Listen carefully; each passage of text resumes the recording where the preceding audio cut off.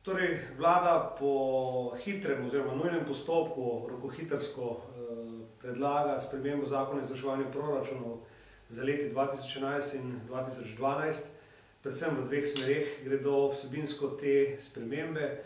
Prva smer je, da predvideva možnost dodatnega zadolževanja države, namreč opaža, da bi lahko okrepila likvidnost na trgu obveznic oziroma drugih dolžniških vrednostnih papirjev, tako da bi z dodatno emisijo teh vrednostnih papirjev omogočala imetnikom teh vrednostnih papirjev zapirati pakete in s tem tudi lažje trgovanje.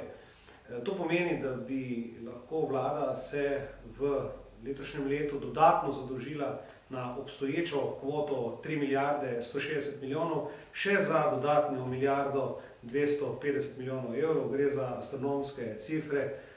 Vlada se torej nenehno poslužuje novih oblik zadolževanja, zato da rešuje svoje preživetje, da rešuje nenazadnje tudi preživetje nekaterih akterjev na finančnem trgu, in v opoziciji smo zelo zaskrbljeni nad to situacijo.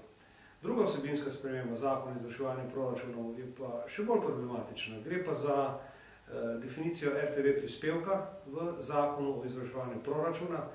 Torej gre za povsem nesistemsko poseganje v finančni zakon z vsebino RTV prispevka. Namreč zakon o izvrševanju proračuna nima res nobene veze z določitvijo višine RTV prispevka. Zakon o izvrševanju proračuna govori o izvrševanju proračuna in ne o radioteleviziji, še manj pa o prispevku in višino prispevka za RTV.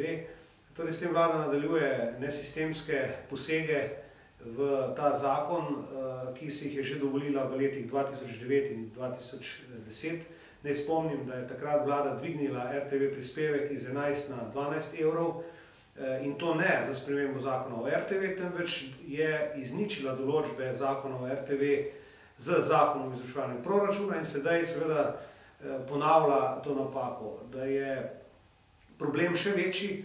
Vlada to dela za nazaj, namreč sedaj smo že krepko v januarju, vlada pa določa s tem zakonom prispevek od 1. januarja dalje, kar pomeni, da gre za retroaktivnost, gre za uveljavitev rešitev za nazaj, ki jih ne terja javna korist. Namreč javna korist je korist vseh nas državljanov in prav bi bilo, da se tudi RTV prispevek vrne na izhodiščno vrednost 11 evrov in ne več, kot predvideva sedaj vlada, torej 12 evrov.